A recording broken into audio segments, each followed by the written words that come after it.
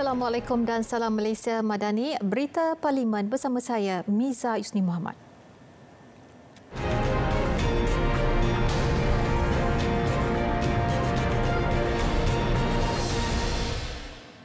Kajian kemungkinan pembinaan jalan dari Simpang Pelangai Pahang ke Putrajaya telah diluluskan dalam Rolling Plan keempat Rancangan Malaysia RM ke-12. Timbalan Menteri Kejaraya Datuk Seri Abdul Rahman Mohamad berkata, kajian dimulakan awal tahun depan.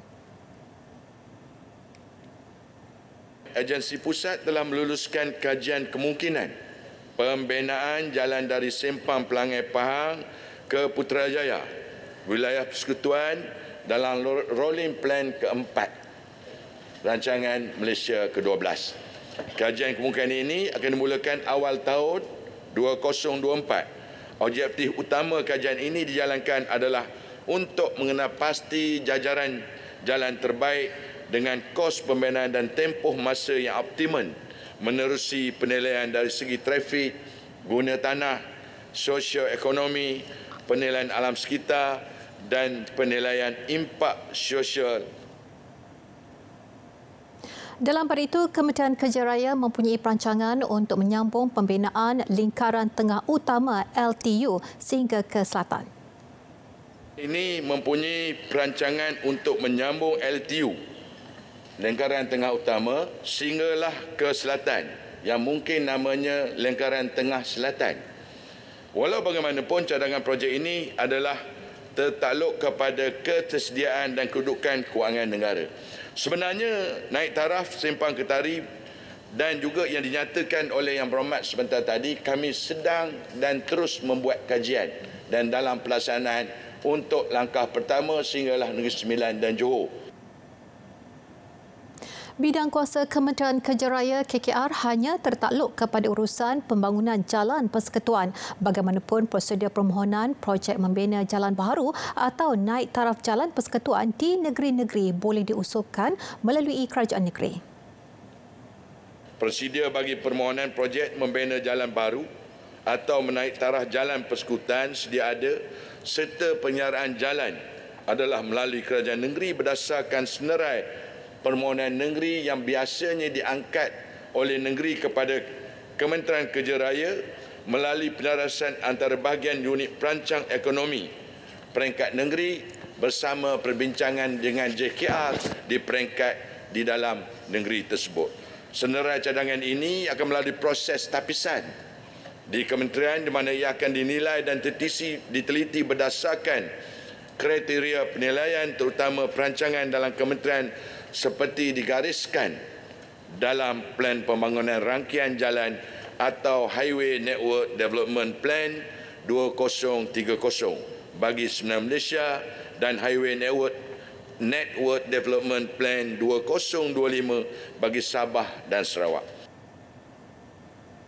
Hampir 1.8 bilion ringgit pembiayaan diagih kepada lebih 327,000 usahawan wanita melalui 4 program pembiayaan. Pembiayaan terbesar adalah melalui Amanah Ikhtiar Malaysia iaitu sebanyak 1.74 bilion ringgit diikuti Tekun, Bank Rakyat dan Pernas. Yang kedua, skim pembiayaan Tekun Wanita kepada 3,801 orang usahawan dengan pembiayaan sebanyak 20 juta ringgit. Ketiga, program BR Plus I-Base LIDI oleh Bank Rakyat yang menyalurkan pembiayaan 8.72 juta ringgit kepada 86 orang usahawan wanita. Dan yang keempat, program Successful Women Entrepreneurship Engagement Talent ataupun ringkasnya SWIT oleh Pernas yang menyalurkan peruntukan sebanyak 4,8 juta ringgit kepada 19 orang usahawan wanita. Manakala bagi gerakan koperasi, sebanyak 256 koperasi wanita telah ditubuhkan setakat ini.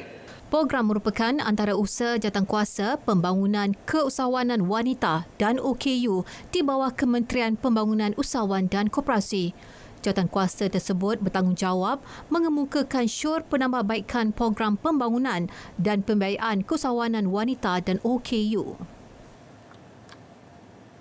Dewan Rakyat turut meluluskan rang undang-undang pembekalan 2024 peringkat jawatankuasa bagi Kementerian Pembangunan Usahawan dan Koperasi KUSKOP dengan lebih RM231.78 juta diperuntukkan kepada kementerian itu menerusi Belanjawan 2024.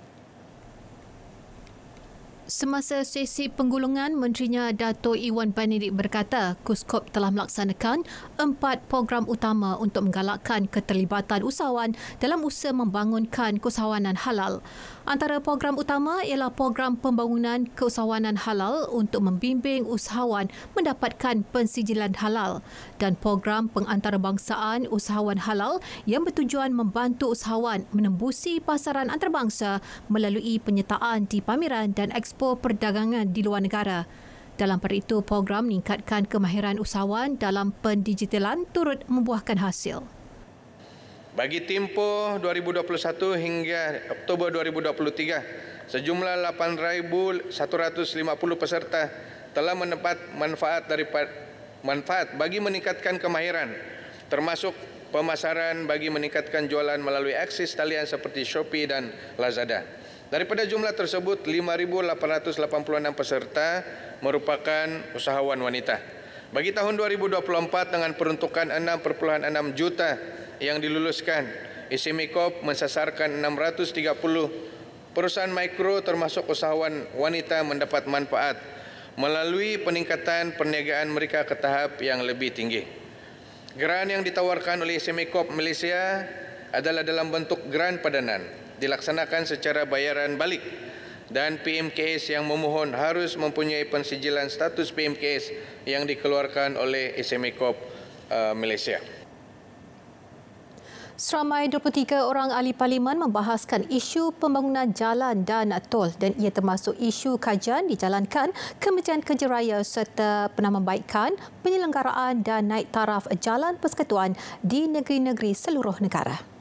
Pada 19 Mei yang lalu, Timbalan Menteri Kerja Raya telah pun mengumumkan bahawa lingkaran tengah utama antara Karak ke Simpang Pelangai bernilai RM1 bilion bakal dibina selepas reka bentuk jajaran laluan dari LPT1 siap. Jadi persoalan saya ialah kepada kementerian, apakah status perancangan kementerian tersebut dan berapa lamakah jangkaan pembinaan jalan raya ini untuk siap sepenuhnya? Pihak JKR telah pun membuat siasatan dan mentapati bahawa perlunya untuk naik taraf longkang di kawasan perumahan iaitu di kawasan di bawah selenggaraan MPT Majlis Perbandaran Taiping dan juga di kawat ataupun longkang laluan persekutuan FT 074 Seksyen 11 hingga 11.20 Jalan Taiping Simpang. Dan keseluruhan naik taraf tersebut bagi segmen JKR ataupun KKR adalah sebanyak RM2 juta dan permohonan telah pun sampai ke pihak JKR tetapi sejak bulan Januari tahun ini dan kita berharap bahawa isu ini dapat diselesaikan dalam peruntukan bajet bagi kali ini. Berapakah jumlah sebenar keperluan kementerian bagi memastikan semua jalan di seluruh negara dapat diselenggara dengan segera? Dan berapakah peratusan yang telah diselesaikan dan perincian jalan-jalan yang belum diselesaikan bagi jalan di bawah bidang kuasa persekutuan? Sistem kutipan ketua tanpa henti yang diulas oleh Timbalan Menteri sendiri sewaktu pergulungan perbahasan Belanjawan 2023 peringkat jawatankuasa. Persoalan saya, apakah status kajian semasa berkenaan dengan MLFF ini? Dan apakah barangkali Menteri boleh menyatakan secara terperinci garis masa kepada projek ini?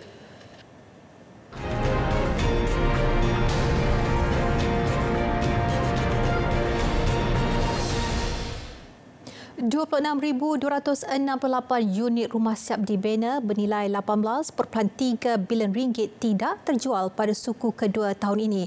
Menteri Pembangunan Kerajaan Tempatan Akmal Nasrullah Mohamad Nasir memaklumkan ia menunjukkan penurunan 5.3% dari segi jumlah unit berbanding tempoh sama tahun lalu. Dari segi nilai pula, ia turut mencatat pengurangan 0.6%.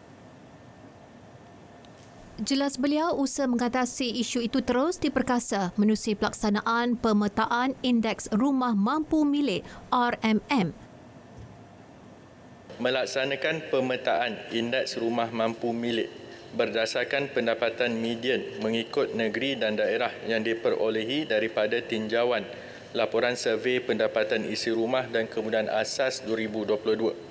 Kaedah ini mengambil kira median pendapatan rakyat mengikut lokaliti berdasarkan kaedah gandaan median dengan izin median multiple. Pemetaan ini sebagai panduan kepada pemaju serta agensi penyedia perumahan bagi menetapkan harga jualan rumah di satu-satu lokaliti. Beliau menjawab pertanyaan libaran Datuk Suhaimi Nasir berhubung usaha kerajaan mengatasi isu hartanah tidak terjual. KPKT turut menggalakkan pemaju untuk membuat kajian kebolehilaksanaan sebelum pelaksanaan projek pembangunan. Dan ini pula berkaitan program menotahkan kemiskinan tegar. Setakat 31 Oktober lalu, jumlah ketua isi rumah KIR kategori berkenaan yang direkodkan menerusi program tersebut ialah 77,288 dan ia berkurangan 38.8% berbanding 126,372 KIR pada 31 Januari lepas. Jelas Timbalan Menteri di Jabatan Perdana Menteri, Hal Ehwal Sabah, Sarawak dan Tugas-Tugas Khas, Datuk Wilson Ugak Kumbung, pencapaian itu didorong kecekapan statistik Bank Data Kemiskinan Nasional IKASih. Dengan adanya sistem IKASih yang berhormat, ini memberi ruang kepada semua agensi pemberi bantuan yang terlibat dalam program pemberantasan kemiskinan mengakses data dan maklumat kemiskinan yang sama di peringkat persekutuan dan negeri.